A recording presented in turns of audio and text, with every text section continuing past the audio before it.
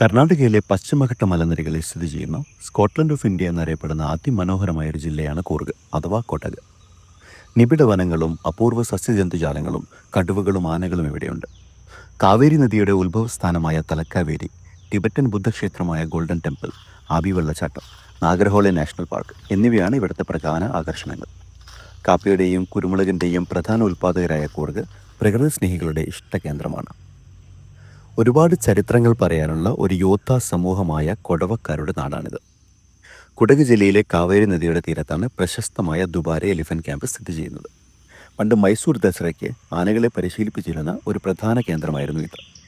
ഇന്ന് ആനകളുമായി അടുത്തിടപെടാനും അവയെ പരിപാലിക്കാനും പ്രകൃതി അടുത്തറിയാനും സന്ദർശകർക്ക് ഇവിടെ അവസരമുണ്ട്. അതിനോട് ചേർന്നാണ് ഈ റാഫ്റ്റിംഗ് ക്യാമ്പ് സ്ഥിതി ചെയ്യുന്നത്. ബാംഗ്ലൂരിൽ നിന്ന് ഏകദേശം 230 കിലോമീറ്റർ ദൂരമുണ്ട് ഇവിടേക്ക്. അതായത് 4-5 മണിക്കൂർ വേണം ഇവിടെ എത്താൻ. കോഴിക്കോട് നിന്ന് ഏകദേശം 175 കിലോമീറ്റർ ദൂരം. ദുബാരയിൽ നിന്നും ഏറ്റവും അടുത്തുള്ള പ്രധാന സ്ഥലങ്ങളിൽ ഒന്നാണ് വയനാട്. ഏകദേശം 84 കിലോമീറ്ററാണ് ഇവിടേക്കുള്ള ദൂരം. മെയിൻ റോഡിൽ നിന്നും ഒരു ആർച്ചിനുള്ളിലൂടെ കയറി 1 കിലോമീറ്റർ പോക്കറ്റ് റോഡിനുള്ളിലൂടെ പോയാൽ റാഫ്റ്റിംഗ് സ്റ്റാർട്ടിംഗ് പോയിന്റിലെത്താം. ദുബാരെ എലിഫന്റ് ക്യാമ്പ് ഗൂഗിൾ മാപ്പിലിട്ടാൽ കറക്റ്റായി ഇവിടെ എത്തിക്കും. ഒരുവിധം ടൂറിസ്റ്റ് സ്ഥലങ്ങൾ പോലെ തന്നെയാണ് ഇവിടെയും. ഒരുപാട് ഈറ്ററീസ്, പിന്നെ സ്പൈസസ്, ഡ്രസ്സ്, കൂർഗിലെ വൈൻ, ചോക്ലേറ്റ്സ് അങ്ങനെ ഐറ്റംസ് കിട്ടുന്ന കുറേ കടകളും ഇവിടെയുണ്ട്. റാഫ്റ്റിങ്ങിന് പോകുമ്പോൾ 10 വയസ്സിന് താഴെ പെർമിറ്റ് ഇല്ല. അങ്ങനെയുള്ളവർക്ക് പോയി സമയം കളയാനുള്ള game centre, 12D, 7D movies ഒക്കെ ഇവിടെയുണ്ട്. റാഫ്റ്റിംഗ് പോകുമ്പോൾ ശ്രദ്ധിക്കേണ്ട കാര്യങ്ങൾ ഇവിടെ ലിസ്റ്റ് ചെയ്ത് വെച്ചിട്ടുണ്ട്. പിന്നെ ടിക്കറ്റ് കൗണ്ടർ ഇവിടെ തന്നെയാണ്. 10 വയസ്സിന് മേലെയുള്ള ഒരാൾക്ക് ഇപ്പോൾ 800 രൂപയാണ് ചാർജ് ചെയ്യുന്നത്. UPI കാർഡ് പോലെയുള്ള ഡിജിറ്റൽ പേയ്മെൻറ്റ് ഇവിടെയില്ല. കാശ് തന്നെ എണ്ണി കൊടുക്കണം. ഇവിടെ ഒരു ATM ഉണ്ട്, പക്ഷേ ഇത് വർക്കായില്ലെങ്കിൽ പണി പാളും. അതുകൊണ്ട് കാശ് തന്നെ കൊണ്ടുവരാൻ ശ്രദ്ധിക്കുക. ക്വിക്ക് ഡേ ആയിട്ടുള്ള ഡ്രസ്സ് കൊണ്ടുവരണം, പിന്നെ ഒരു സ്പെയർ ഡ്രസ്സും. ഇനിയില്ലെങ്കിൽ അതും ഇവിടെ വാങ്ങാൻ കിട്ടും. ടിക്കറ്റ് എടുത്തു കഴിഞ്ഞാൽ നമുക്കൊരു ഇൻസ്ട്രക്ടറെ അസൈൻ ചെയ്യും. പിന്നെ ബാക്കിയൊക്കെ പുള്ളി നോക്കിക്കോളും. എല്ലാവർക്കും ലൈഫ് ജാക്കറ്റും ഹെൽമെറ്റും തരും. പിന്നെ ഇവരുടെ ഒരു ക്ലാസ്സും ഉണ്ടാവും. പ്രധാനമായിട്ടുള്ള കമാൻഡുകൾ എങ്ങനെ ഒരുമിച്ച് തുഴയണം എന്നൊക്കെ. അങ്ങനെ ഞങ്ങൾ സ്റ്റാർട്ട് ചെയ്യുകയാണ്.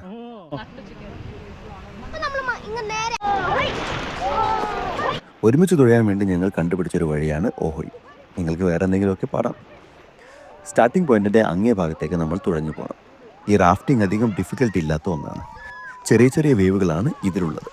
പിന്നെ 1-2 ചുഴികൾ, അതിൽ പെട്ടുപോകാതെ സൂക്ഷിക്കണം.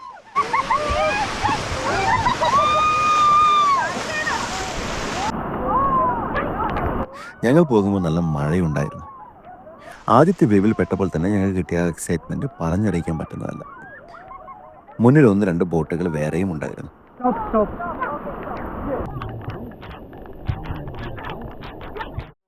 തുടക്കക്കാർക്കും ഫാമിലിക്കുമൊക്കെ ധൈര്യമായി പോകാൻ പറ്റുന്ന ക്ലാസ് 1-2 റാഫ്റ്റിംഗ് ആണ് ഇവിടെയുള്ളത്. സാധാരണ റാഫ്റ്റിങ്ങിൻ്റെ സമയം 1 മണിക്കൂറാണ്. 7 കിലോമീറ്ററാണ് ഈ റാഫ്റ്റിങ്ങിൻ്റെ ദൂരം. ജൂലൈ പകുതി മുതൽ സെപ്റ്റംബർ അവസാനം വരെയാണ് ഇവിടെ റാഫ്റ്റിങ്ങിന് ഏറ്റവും ആപ്റ്റായ സമയം. മഴക്കാലത്ത് കാവേരിയിൽ ജലനിരപ്പ് കൂടുന്നത് കൊണ്ട് റാഫ്റ്റിംഗ് അടിപൊളിയായിരിക്കും. ഒക്ടോബർ മുതൽ ഡിസംബർ വരെയും റാഫ്റ്റിംഗ് ഓക്കെയാണ്. വേനൽക്കാലത്ത് വെള്ളം കുറയുമ്പോൾ ചിലപ്പോൾ റാഫ്റ്റിംഗ് ഇവർ ക്ലോസ് ചെയ്യും. ഞങ്ങളിങ്ങനെ ഓഹോയ് പാടി മുന്നോട്ട് പോയിക്കൊണ്ടിരുന്നു. ചില റാപ്പിഡുകൾ അടിപൊളിയാണ്. ഈ ബോട്ട് വെള്ളത്തിൻ്റെ ഉയർച്ച താഴ്ചയ്ക്കനുസരിച്ച് നന്നായി ഇളകും. നമുക്ക് പിടിക്കാൻ പറ്റുന്ന ഒരു കയർ ഈ ബോട്ടിന് ചുറ്റും ഉണ്ടാവും. നമ്മുടെ ഗൈഡ് പറയുന്നതനുസരിച്ച് നമ്മൾ മുന്നോട്ടോ പിന്നോട്ടോ തുഴഞ്ഞാൽ മതി. പിന്നെ പുള്ളി പറയുമ്പോൾ തുഴച്ചിൽ നിർത്തണം. അതുപോലെ ഡേഞ്ചറായ സ്ഥലം വരുമ്പോൾ പുള്ളി നമ്മളോട് കയറിയിരിക്കാൻ പറയും.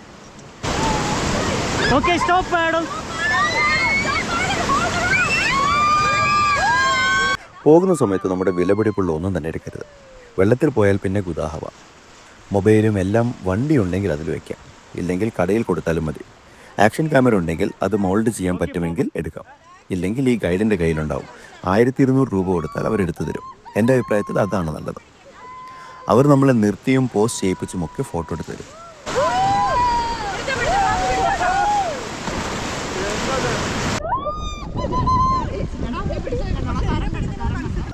കുറച്ചങ്ങെത്തുമ്പോൾ കാവേരി ശാന്തമാകും. അവിടെ വെച്ച് നമുക്ക് ഇറങ്ങാനും നീന്താനും പറ്റും. ബോട്ടിൽ നിന്നും ഒരുപാട് ദൂരെ പോകാതെ നമുക്ക് നീന്താൻ പറ്റും. ഈ ഭാഗം കഴിഞ്ഞാൽ വീണ്ടും കാവേരി രൗദ്രഭാവം കാണിക്കാൻ തുടങ്ങും.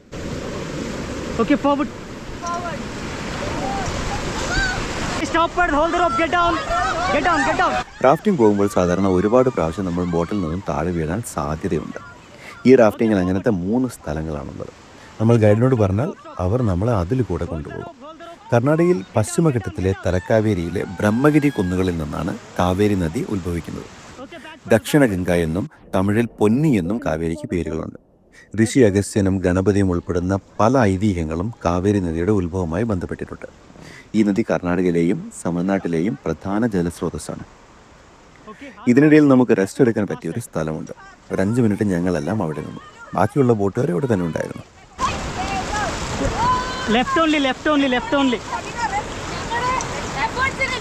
റെസ്റ്റ് കഴിഞ്ഞാണ് നേരത്തെ ഞാൻ പറഞ്ഞ റിസ്ക് ഉള്ള സ്ഥലം. വീഴാൻ സാധ്യതയുള്ള സ്ഥലമാണത്. ഞങ്ങൾ അങ്ങോട്ടാണ് പോകുന്നത്. സ്ഥിരമായി വീഴുന്ന സ്ഥലമായത് കാരണം സൈഡിൽ കുറേ പേര് ഇത് കാണാൻ നിൽക്കുന്നുണ്ടായിരുന്നു. അവരുടെ ഒരു എന്റർടൈൻമെന്റ്.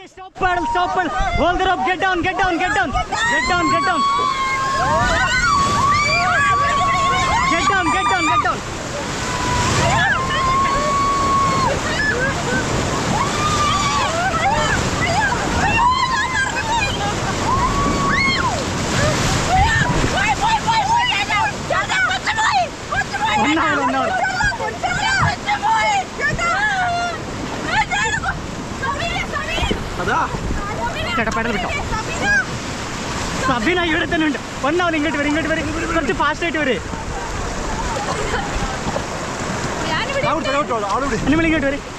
ഇങ്ങോട്ട് വരും മാം, കുറച്ച് ഫാസ്റ്റ് ആയിട്ട് വരും.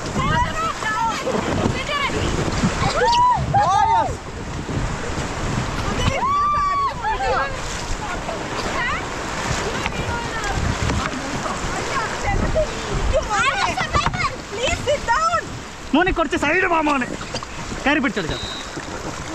Okay, ready, 3, 2, 1 jump. എന്തായാലും ഞങ്ങളും വീണു. കാര്യത്തിൽ സമയത്തുള്ള ഇടപെടലുകൾ കൊണ്ട് വേറെ ഒന്നും പറ്റിയില്ല. എല്ലാവരും സേഫ്.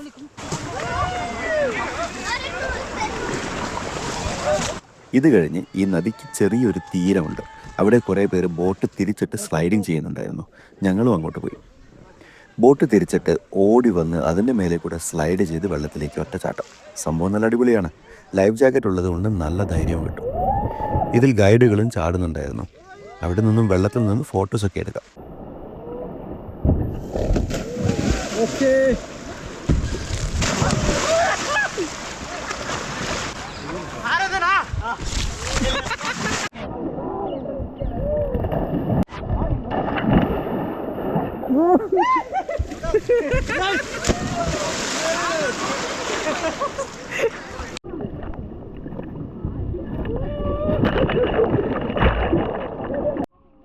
അത് കഴിഞ്ഞ് റാഫ്റ്റിംഗ് ഓൾമോസ്റ്റ് കഴിഞ്ഞു.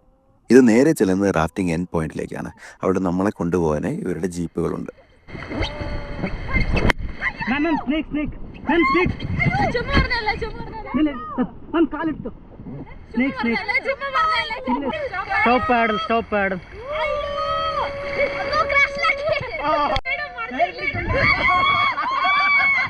നമ്മുടെ ബോട്ട് നമ്മൾ തന്നെ എടുത്ത് ജീപ്പിൽ കയറ്റണം.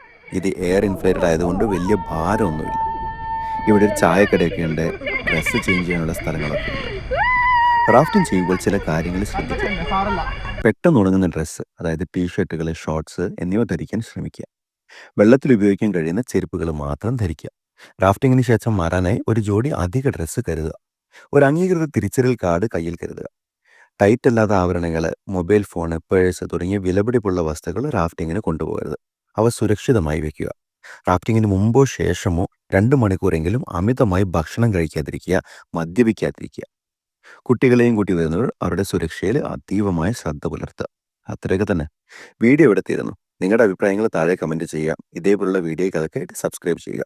അപ്പോൾ വീണ്ടും സന്ധിക്കുമ്പോഴേക്കും വണക്കം.